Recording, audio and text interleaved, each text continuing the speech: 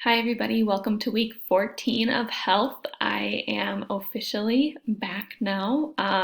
Thank you for your patience while I was recovering from my knee surgery.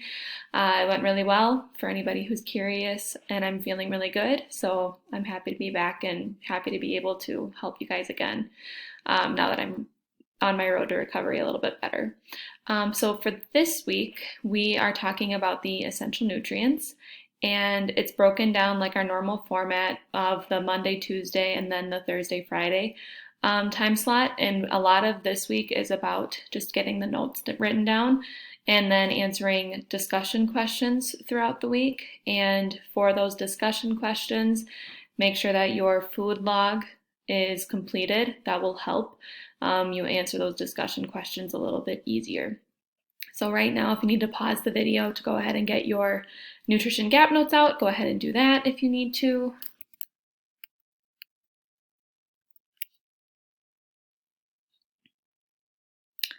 All right, so there are six nutrients that our body needs in order to function the best way that it can.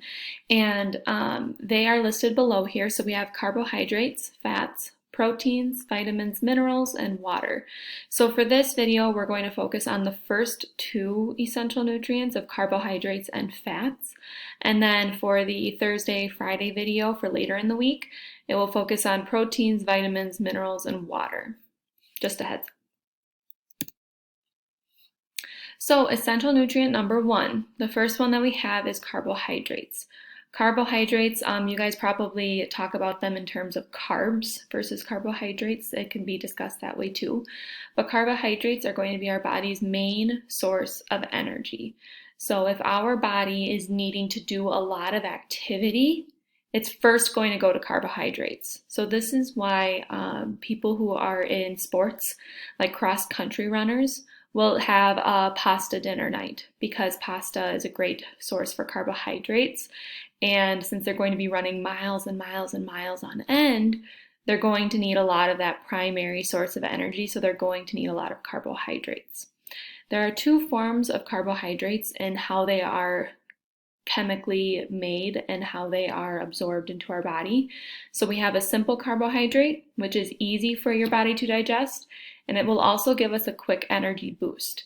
So since it's easy and simple for our body to digest, it's going to be able to give us that energy really fast because it won't take our body very long to digest it when compared to a complex carbohydrate.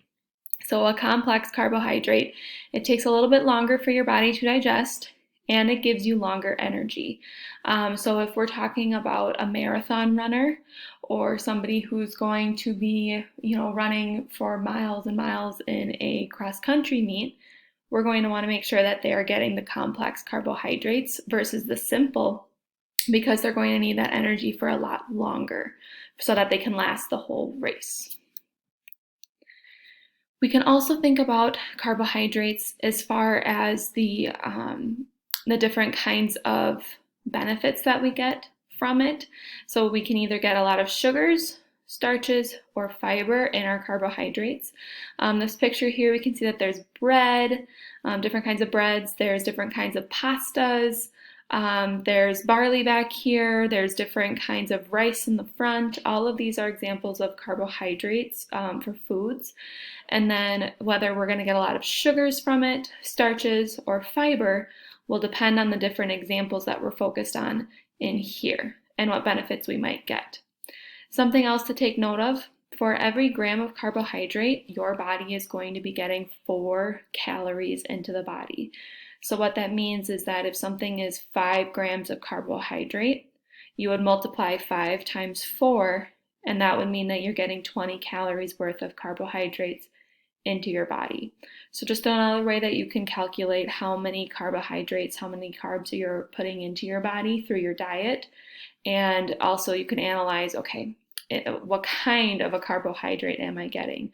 Not only here, but also simple versus complex. Essential nutrient number 2 is going to be our fats. So we do need fat. It is essential. And oftentimes people get scared because we associate fat as being something really bad for our body, but it's actually essential. A small amount of fat is important. We need a small amount of fat. The problem is that we usually get way too much, and that's where it's dangerous for our health. Fats are going to help give us some energy. So carbohydrates are going to be that first source of energy. Fats will also give us a little energy, but it's also really going to help us absorb vitamins into our body and help our body best utilize those vitamins through the fat that we put into our bodies as well. There are three main types of fats that we could find in different foods that we're consuming. So there's saturated fat, unsaturated fat, and trans fat. And I'll go more in depth on the next slide here. So right here, if we're looking, we have 1 gram of fat equivalent to 9 calories. So from carbohydrates was 1 gram of carb equals 4 calories. So we can see that fat has 5 extra calories for every single gram, which is why it's a little bit more dangerous and why we really need to limit how much fat we're getting into our diets. So here we see the breakdown for saturated fat, unsaturated fat, and then trans fat. And then these should be the next 3 sections that you see in your gap notes. So this first section here is all about saturated fat. Saturated fat, it can raise your cholesterol levels, and that can be a little bit dangerous when we're talking about heart health. It is solid at room temperature. So saturated fat is solid at room temperature. I always kind of have students tap into the S sound to help them remember the difference. And this is known as bad fat. So some examples for this saturated fat that's solid at room temperature, if we think about cheese. Okay, cheese has fat in it, and it's solid at room temperature. Butter is like the worst form of it all because it just can sit at room temperature and not lose its structure at all. And that's just pretty much straight fat. So those are just a couple of examples there. Unsaturated fat, this is found mostly in oils from plants. So anytime that we're cooking with an oil, it's probably going to have unsaturated fat in it because it will be liquid at room temperature. This, as far as the different kinds of fat goes, this is considered the good fat. If we're going to get fat into our bodies, this is where we should be getting it from. So some examples would be canola oil, extra virgin olive oil, vegetable oil. All of these different things are going to have unsaturated fat in it. And then lastly, trans fat. This will raise cholesterol, guaranteed. So with saturated, it could raise cholesterol. As far as trans fat goes, it's going to. This is something that we really need to eat as little as possible, if nothing at all. It's found in a lot of processed foods because anything that's chemically made in a factory will have to incorporate this trans fat in order for it to last a long time. So examples could be potato chips, different kinds of potato chips, cookies, crackers, things like that. So a lot of trans fat is found in those processed foods.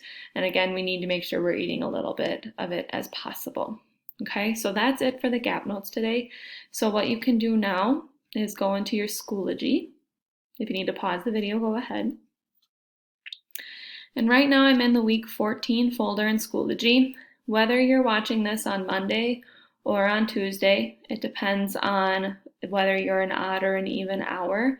You have 2 discussion posts to do. You have to do Monday's carbohydrates discussion, and you also have to do Tuesday's fats discussion. And the questions are written right here. It's very straightforward. If you have any questions, please let me know. Bye.